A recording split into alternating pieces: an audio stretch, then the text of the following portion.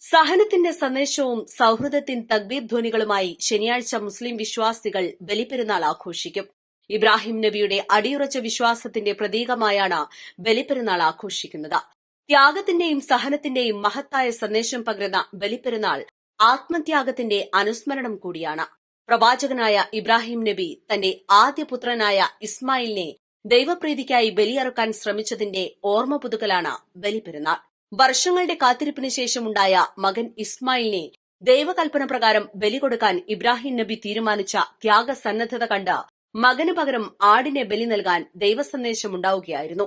ഈ ഓർമ്മ പുതുക്കൽ കൂടിയാണ് ബലിതർപ്പണം. ഇസ്ലാം മതവിശ്വാസത്തിന്റെ അടിസ്ഥാന ശിലകളിലൊന്നായ വിശുദ്ധ ഹജ്ജ് കർമ്മത്തിന്റെ പരിസമാപ്തി കൂടിയാണ് ബലിപെരുന്നാൾ. സഹോദര്യത്തിന്റെയും സൌഹാർദ്ദത്തിന്റെയും പ്രതീകമായ മുസ്ലിം ലോകം ആഘോഷിക്കുന്ന ബലിപെരുന്നാൾ ദിനത്തിൽ ഇബ്രാഹിം നബിയുടെ ജീവിതം സ്വന്തം ജീവിതത്തിലും പാലിക്കാൻ മുസ്ലിം ലോകം തയ്യാറാകണമെന്ന് പാണക്കാട് അബ്ബാസ് അലി ശിഹാബ് തങ്ങൾ പെരുന്നാൾ സന്ദേശത്തിൽ അറിയിച്ചു. സൃഷ്ടാവിന്റെ പ്രീതിക്ക് വേണ്ടി ജീവിതം സമർപ്പിച്ച മഹാനായ ഖലീലുല്ലാഹി ഇബ്രാഹിം അലൈഹിസ്സലാം, ഹാജറ ബീവി റളിയല്ലാഹു അൻഹ, ഇസ്മായിൽ അലൈഹിസ്സലാം, അവരുടെ ആ ഒരു ത്യാഗപൂർണമായ ജീവിതത്തെക്കുറിച്ചാണ് നാം ഈ അവസരത്തിൽ ഓർക്കുന്നത്. സമർപ്പണത്തിൻ്റെയും സഹകരണത്തിൻ്റെയും സ്നേഹത്തിൻ്റെയും സമുന്നതമായ സന്ദേശങ്ങളാണ് ബലിപെരുന്നാൾ സമൂഹത്തിന് നൽകുന്നത്.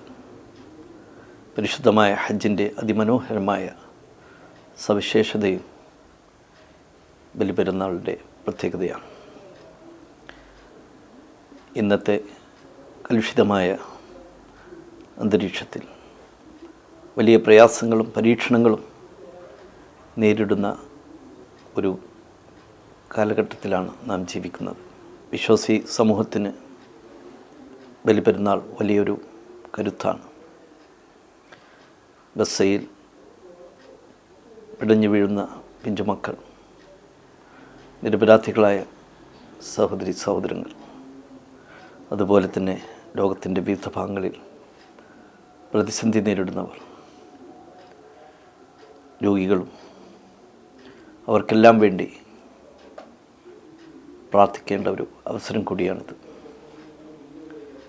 തീർച്ചയായിട്ടും ഈ ആഘോഷവേളയിൽ കുടുംബബന്ധം ഊട്ടിയുറപ്പിച്ചുകൊണ്ട് സ്നേഹവും സൗഹൃദവും കാരുണ്യവും